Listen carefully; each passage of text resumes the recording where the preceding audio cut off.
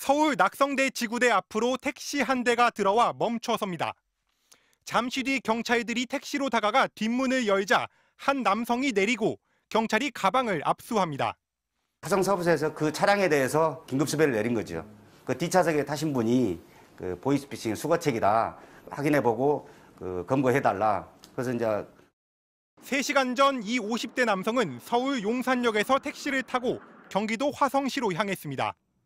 택시기사에게는 사람을 만나 서류를 받은 뒤 다시 서울로 올라가니 10분만 기다려달라고 부탁했습니다. 만나셨어요?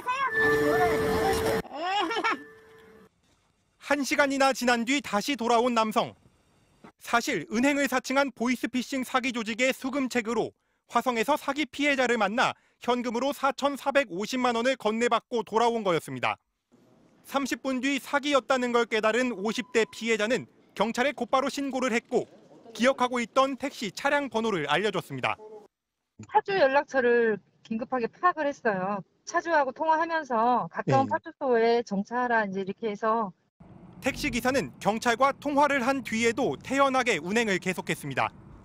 고속도로 나들목을 빠져나온 택시 기사는 곧바로 눈앞에 보이는 이곳 지구대로 차를 몰았습니다.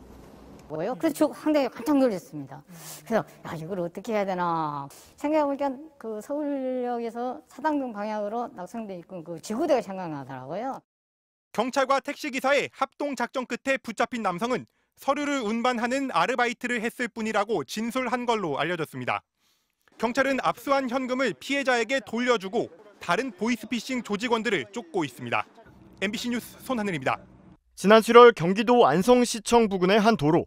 한 여성이 택시를 타더니 원곡 119 안전센터로 가달라고 말합니다. 목적지에 도착하자 택시를 대기시킨 뒤 검정색 승용차로 다가가는 여성. 운전자와 얘기를 나누더니 쇼핑백 하나를 건네봤습니다. 다시 택시에 올라탄 여성은 쇼핑백 안을 유심히 살피다 현금 몇 장을 꺼냅니다. 얼마 뒤 택시가 휴게소에 도착하자 경찰관들이 몰려와 여성을 에워쌉니다. 경찰에 붙잡힌 여성은 보이스피싱으로 가로챈 돈을 챙겨오던 수거책. 신고한 사람은 이 여성이 타고 온 택시의 운전기사였습니다. 이 여성을 택시에 태운 뒤 목적지로 가는 이유를 물은 택시기사는 투자자로부터 돈을 받아야 한다는 말을 들었습니다. 투자금을 직접 현금으로 받는 게 미심쩍었던 택시기사는 여성이 목적지에서 잠시 내린 사이 112에 신고했습니다. 다시 탑승한 여성이 행선지를 기존의 평택에서 하남시로 바꾸자 보이스피싱을 확신하게 된 택시기사. 경찰에 다시 전화를 걸어 여성이 눈치채지 못하도록 동생과 통화하는 것처럼 연기를 했습니다. 연극 오듯이 얘기를 하면서 갔거든요. 그렇게 얘기하면서 가면서 그분이 차량 색깔하고 번호를 물어보시는데 아버님 차 살려면은 하얀색이 제일 좋아 이런 색으로 얘기하면서. 그렇게 2차 신고를 마친 택시기사는 경찰관들이 여성을 검거할 수 있도록 안성휴게소로 경찰을 유도했습니다. 여성에게는 커피 한 잔 마시고 가자고 말하며 휴게소로 향했습니다. 커피 한 잔 갖고 와도 돼요? 네, 괜찮아요. 진짜요? 검거된 여성은 저금리 대출을 받으려면 먼저 기존 대출금을 갚아야 한다는 보이스피싱 전화에 속은 피해자로부터 현금을 수거하는 역할을 수행하던 중이었습니다. 경찰이 현장에서 압수한 금액은 4,600만 원에 달했습니다. 경기 안성경찰서는 보이스피싱 현금 수거책을 경찰에 신고한 택시기사를 피싱 지킴이로 선정하고 감사장을 수여했습니다. 지난달 29일 밤 대전 동구의 한 거리. 승객을 태운 택시가 목적지에 도착했는데 승객은 지금 당장 돈이 없다며 누군가에게 전화를 합니다. 나한테 54,000원 보내주라. 택시 아니야? 택시 아니야, 아예. 그런데 중간에 문득 수상한 이야기가 나옵니다. 나 금지했어. 금 들고 쬐다고. 사진 보내줘. 안 잡히던데 나 지금 3일째인데? 요거 1,120만 원짜리. 두 개 합쳐서. 이 말을 들은 택시기사는 뭔가 이상하다는 생각이 들어 문자 메시지로 112 신고를 했습니다. 현장에 출동한 경찰관은 이 남성 승객의 신원을 조회했습니다.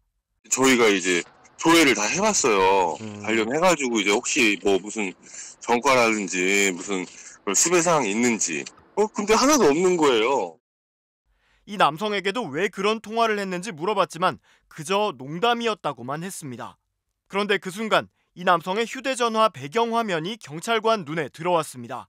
배경화면에 이 팔찌 사진이 있는데 굉장히 이제 고가의 이제 그 팔찌더라고요. 금팔찌. 그래서 이제 그 물어봤죠. 아, 그거 팔찌 멋지던데 그거 지금 안 하고 계시네요. 그래서 어디 갔어요 했더니 사실은 제가 여자친구한테 자랑을 하려고 사진을 합성한 거다. 아무래도 그냥 돌려보내기엔 미심쩍은 정황들이 발견되자 경찰관은 추가 확인을 위해 좀 더 시간을 끌기로 합니다. 때마침 그 친구 핸드폰 배터리가 이제 거의 얼마 남지 않았어요. 그러면은 우리 지구대 가서 핸드폰도 충전하고 동의를 구해가지고 임의동행해가지고 이제 지구대로 데리고 왔죠. 지구대에 온 경찰관은 인근 경찰서들의 연락을 돌려 최근 금은방 절도가 있었는지 수소문을 했고 3일 전 충북 증평에서 사건이 발생했다는 걸 알게 됐습니다. 한 남성이 금은방에서 금팔찌와 금반지를 착용해보다가 갑자기 달아났는데 공범 2명은 붙잡혔지만 주범 1명은 아직 쫓고 있다는 겁니다. 담당 형사와도 직접 통화해 이 남성의 인상착의와 신원을 전달했더니 바로 주범이 맞다며 체포영장까지 발부된 상태라는 답이 돌아왔습니다. 소름이 돋았죠. 소름이 돋은 거는 저도 설마 했는데 이게 딱 맞으니까. 그러니까 이 친구가 너무 천연스럽게 거짓말을 했던 거예요. 경찰관은 지구대에서 이 19살 남성을 즉시 체포해 관할 경찰서로 넘겼습니다. 경찰은 택시기사의 적극적인 신고와 현장 경찰의 철저한 확인 끝에 특수절도 피의자를 빠르게 검거할 수 있었다고 밝혔습니다.